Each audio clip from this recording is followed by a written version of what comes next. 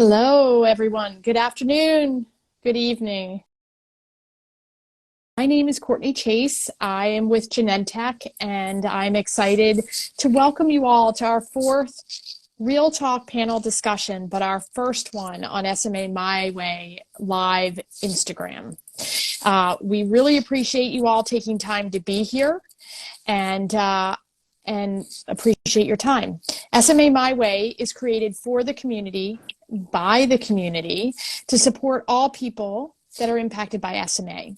And our goal is to share practical tools, celebrate stories, experiences, and empower connections to help all of you live your life. But enough from me. Without further ado, I want to say hi to James and welcome our host, who needs no introduction. James is an SMA My Way contributor, an actor, an activist. He's one of the amazing creators and vocalists of the song Spaces, and we want to welcome him today. So hi, James, and thank you for joining. Hi, Courtney. Thank you so much for that introduction and for all that Genentech does through SMA My Way. How exciting to be live with the community. We want to thank all of you for following our Instagram and all your comments and DMs. So thank you all for joining.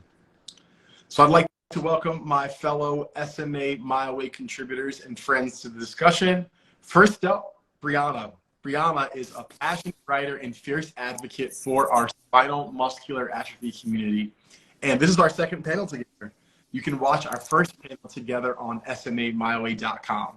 So I'm excited to chat with her again.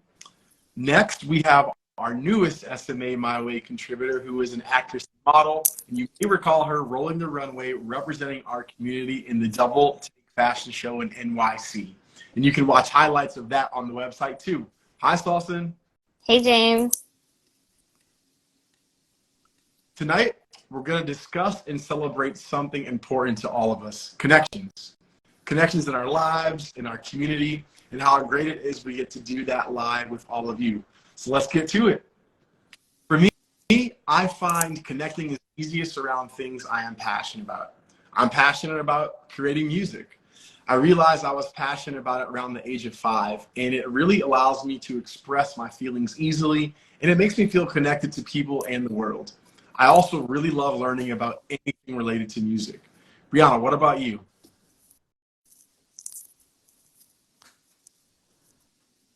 Oh, you froze. Okay, are you there? I think so. Yeah, okay. We'll get this. Alright. So I think we were talking about creativity and passion. I realized at a young age, probably around 10 or so, that I loved all things storytelling. But it was really writing that tripped my trigger. I spent hours at a time putting words on the page, pretty much ignorant of the world around me. It was the kind of single-minded focus that comes with a childhood obsession.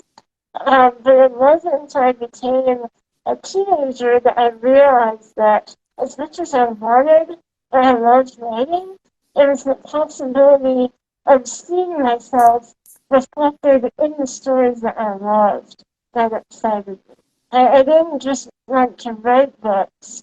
I wanted to write books with disabled characters. Books that prove that disabled folks really can star in their own narratives. Yes, I completely get that, Brianna. I personally have a passion for educating people about disabilities through TV and film. And when I was younger, I watched my favorite shows all the time. And when a character really resonated with me, I would think, I could be on this show. And there's no one else with a disability on this show. So not only would that make me more desirable as a performer, but it would also inspire other people with disabilities to know they could do it too. And it would also educate people without disabilities to know that we can actually do it. Definitely.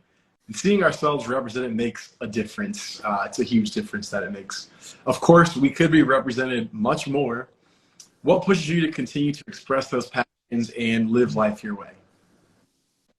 Growing up, I was really unsatisfied with life. I wanted so much more from, romance to just the ups and downs of everyday life that people around me seemed to experience. I was tired of being kept at a distance simply because I was in a wheelchair.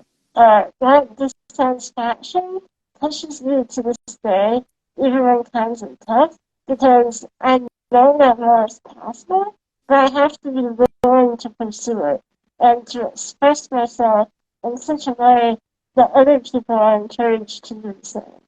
I get that, Brianna. I felt that way about music. It's such a huge part of my identity that I'd feel like an imposter if I wasn't creating music. I also have so much more to say, so that also pushes me to continue to express myself. I also think having someone in your corner, that inner circle, your squad, certainly helps. When I was younger, my mom always taught me that just because I have a disability doesn't mean I should get treated differently. But at the same time, fought for me to have the tools to succeed just as equally Mhm. as someone without a disability. Hashtag squad goals. I feel that way about the people in my squad too, my own personal support community. My squad, the close friends, and Wait, pause. Is it just me, or did you hear what she said? No, I didn't hear anything. We just, your audio went out. Can you repeat Yeah. what you said? yes. So I feel that way about the people in my squad too, my own personal support community. My squad, the close friends and family in my inner circle, they always believe in me, even when I don't believe in myself. They are constantly cheering me on and telling me to keep going. I'm incredibly grateful for them, and I support them by showing up for them and supporting them in whatever they do. I also try to be someone that they can lean on when they need to. I have the best squad a girl could ask for. The kind of friends who are there for each other in every way, shape, and form. It can be really difficult to find good, selfless, genuine, kind friends, and I've been lucky enough to find my circle. They're truly the kind of friends that you call family, whether it's just hanging out, planning surprise parties, having an emergency contact, or a shoulder to cry on. I know that my friends would be there for me and vice versa. We also love traveling together. I've never had a group of friends that I could travel with, and so I'm very lucky to have them. And with how accepting and understanding they are with disabilities, it makes traveling more desirable and easier to make accommodations. That's awesome. When I was young, all I wanted was a group of non-disabled friends because I felt that only having disabled friends would further marginalize me. But now I know the importance of having people in my life that understand what it is to live with Crohn's illness. I mean, for example, my best friend in Singapore also has SMA. So we can, empathize with each other in ways that few others can, but we can also push each other because we know from experience what it's like to be in the other person's shoes. We can call each other out on our internalized ableism and remind each other that we deserve everything that we want. It's a very special relationship, and I'm so grateful for it. But I know for a fact it would be nearly as meaningful if we hadn't bonded over a shared disease. Having people to truly support you and empathize with is so important, and it can really help you celebrate and move on to the next thing, big or small. Exactly. I mean, last summer I was lucky enough to participate in that Real Talk panel with you, James. It was such an amazing experience. I mean, people thanked me for the work that I do because it encourages them to do their own work in advocacy and beyond. And it really reminded me that my work matters, even when it doesn't seem like it. Even when I feel like I'm shouting into the void. And I came home from the conference really invigorated and ready to commit to my words in writing and social media. For me, I felt the same when I was accepted into law school. Everyone was so proud of me, and I knew that this was a really big achievement. It made me feel like I was on a really special and important path. And as I moved forward with my studies, I kept this feeling with me. A law school can be extremely difficult, and this definitely helped to motivate me through the tough times. Yes, especially the tough times. 2020 was a very difficult year for everyone. For me, it was 6 months after I moved to Los Angeles. I was extremely depressed and developed a lot of anxiety. My friends and I were quarantined together, and they ended up throwing me a surprise party, and it was so euphoric. When you're depressed, you feel like everyone hates you, even the people that are there for you every day. And I was reminded how loved I was, and I never let myself forget that feeling. Moving forward, it became easier to remind myself that I'm surrounded by people who would do anything for me and are there during the good and the bad times. That's amazing. It's awesome. I mean, tough times can be really draining. For me personally, after graduating with my master's during the pandemic, I shifted gears and pivoted towards writing full time. I finished my first novel, which I'd been working on for like a decade, and decided to actually seriously pursue publication. And while I received some interest, the manuscript was like rejected again and again and again until I finally just gave up on it. That whole experience was heartbreaking, especially considering how much time and energy I put into that book.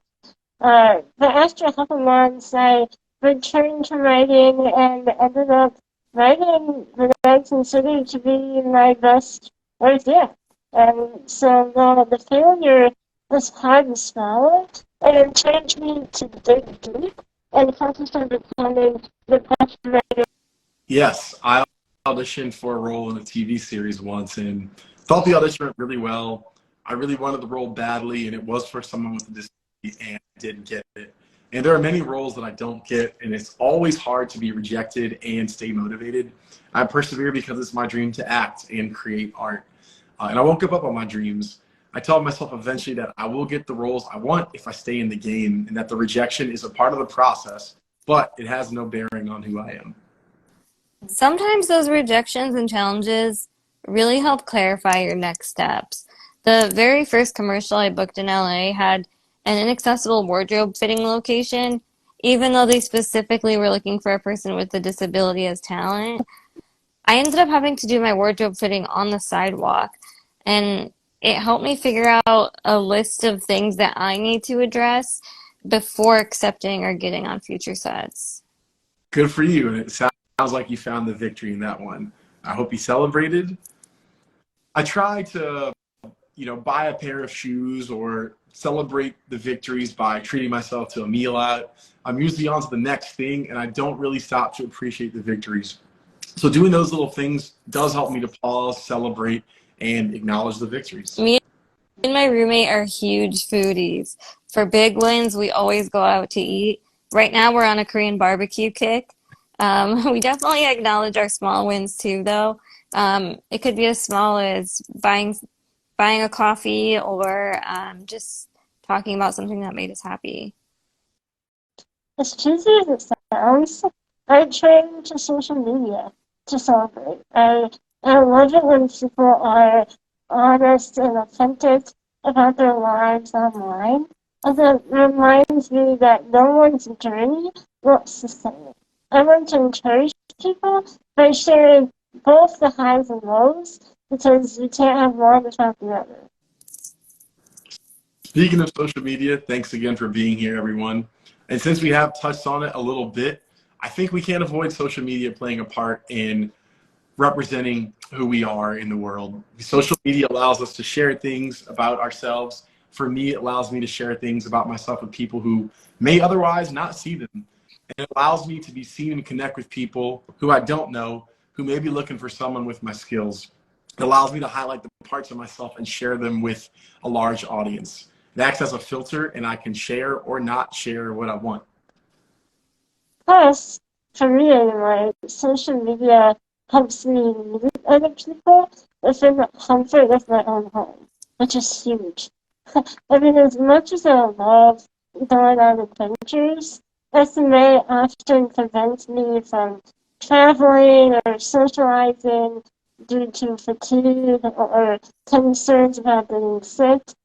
So connecting via social media is low stakes, and because it's online, I can present myself as I want to be seen without all the complexities of content. It's such an easy place to connect with like-minded people and also share your story. I've been blogging about disability since I was 16, and social media has made it a lot easier for people to find my story. And connections can make you feel very supported. I mean, I am so thankful for my writing group because they pushed me to be a better creator, and they refused to let me wallow during moments of rejection. I mean, when I decided to give up on my first novel, my community grieved with me because many of them knew what it felt like to abandon a project, but they also encouraged me to keep writing. I mean, they validated my desire to write stories with authentic disabled characters and supported me when my self-doubt didn't get the best of me. I felt really supported and encouraged with the release of Spaces. I received so many kind messages from people all over the world. People were telling me how much the song meant to them and very personal details about their lives. They told me to keep chasing my dreams and that they wished me success. And it was incredibly moving and humbling. I can't tell you how much I love that song, James. I often turn to specific parts of the community for help and advice to feel more prepared before I do something, and I think everybody appreciates that. I can definitely relate to that. Asking for help has been one of the biggest challenges for me throughout my entire life. I'm much better about it these days, but I still sometimes have issues with it. What has helped me be better about asking for help is that I realize that no one makes it on their own and everyone needs help at some point. I've also learned that asking for help takes courage, strength, vulnerability, and asking for help really allows us to connect with people more deeply. And once I viewed it this way, it became easier for me to ask for help. Asking for help, even when you know you need it, is so difficult. I like to remind myself that everyone needs help. For me, physical help is what I need most, but I watch my able-bodied friends help each other with things that they can do themselves just because they love each other. And that helps me. In other ways, I like to remind myself of how much emotional or mental help I can help my friends with. So the physical doesn't really matter. Everyone needs help, whether it's physical, mental, emotional. Help is given and needed in so many different ways. Yeah, I definitely find it difficult to ask for help. Though I have to say, my training in mental health counseling helped a lot because it showed me that everyone needs help from time to time. No one can survive, let alone thrive, on their own. I mean, asking for help with SMA is different because you often need assistance with like deeply personal things like hygiene or healthcare. But the truth is that no one is an island. I mean, if you find yourself struggling to ask for help, remember that you're not alone. It will get easier with time. Just keep showing up and treat others the way you want to be treated. We're all in this together. We are all in this together. I love that, Brianna. That's why representation and visibility are so important, reminding us that the community is out there. Does having the platform we have, even right now on Instagram, does it ever feel like pressure? Oh, absolutely. I mean, I wish it didn't, but at the end of the day, being on social media is inherently stressful because you're effectively representing the entirety of the disabled community. The pressure is immense, but I also think it's incredibly important. The more people that show up, whether it's through social media or however they choose to engage in advocacy, the more representation we'll have and the less stressful it will hopefully become. I think we're at a point in society where voices are being heard and people are educating themselves, and oppressed communities are begging to heal from their generational trauma. Having a platform gives people the opportunity to share their story and connect with people who may be going through the same thing or wanting to learn more about them. Having a platform can have pressure of acting a certain way or showing a perfect life, but the internet is smart. They can tell the genuine people from the clout chasers. So when I do post or speak publicly about issues related to my communities, I always want to use the correct language and terminology, and I want to convey the right message. This is really, really important to me. So I do feel a sense of pressure to get it right. I mean, the pressure is mainly internal, but also because the representation is still lacking and we are not much, these moments feel all the more important, and this adds to the level of pressure. Brianna Salson, this conversation has been so great. I know I have learned a lot and feel more connected to you and the people watching. We get lots of questions from the community, and we have time to address a couple. If you're watching right now, DM our Instagram at SMIWay, DM our Instagram at SMAMyWay_US. Your questions, we'd love to try and answer them in a future live or even in an Instagram post. We enjoy hearing from you. One question we often get is about feeling disconnected, which we all do sometimes. Can you share one way you take better care of yourself in those times? Oh, that's a good question. When I feel disconnected, I try to tell the people around me, whether that's, folks in the SMA community or loved ones in my quote offline life. But everyone in my squad knows that I struggle with mental health. Many families know. So when we experience sometimes we can show up for each other and hopefully even do things together, like launch a show or work on a creative project or even just talk about what's going on in our lives.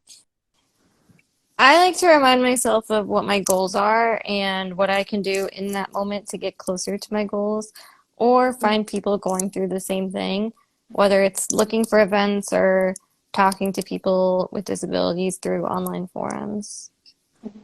I try to reach out to my family or friends during these times, even if it's just a quick text. I'll often ask about them, and this helps me to know that we are all dealing with the highs of life. And of course, I think we can all agree, talking to a professional is always a good idea. Here's a fun one. We talked about our actual squads and how we appreciate them, but if you could add any fictional character to your squad, who would it be and why? Easy. The doctor, hands down. Travel for time and space? Yes, please. For me, Spider-Man, because I felt that he had to use some level of intellect and strategy to achieve his goals. He didn't have limitless powers. The fact that he was strategic really, really resonated with me. I don't know, guys. I feel like my squad is pretty awesome, just as it is. But maybe the animated version of Lizzie McGuire. Okay. Well, we got to wrap this up. If you could share one message with the community watching, what would it be? Just be yourself and talk about your needs and your feelings. I think you'll be surprised at how many people are going through the same thing. Also, always ask questions, especially the questions you already assume the answer to. You might be surprised by the answer. That's a great message, Sasson. I guess I'd say it may seem like the world is against us, but our community is growing stronger by the day, largely because of our efforts. Don't give up. Do whatever it is that makes you feel fulfilled. Yeah, Yes. We did it. Our first SMA My Way Instagram Live. Thank you to Brianna Dawson for the amazing discussion. We hope you all enjoyed it, and we thank you for being here. There's so much content from us and our awesome fellow SMA My Way contributors on smamyway.com. So definitely follow us on Instagram and visit the website for more. We'd like to thank Genentech for all the ways they support SMA My Way and community. Thanks again and have a great night.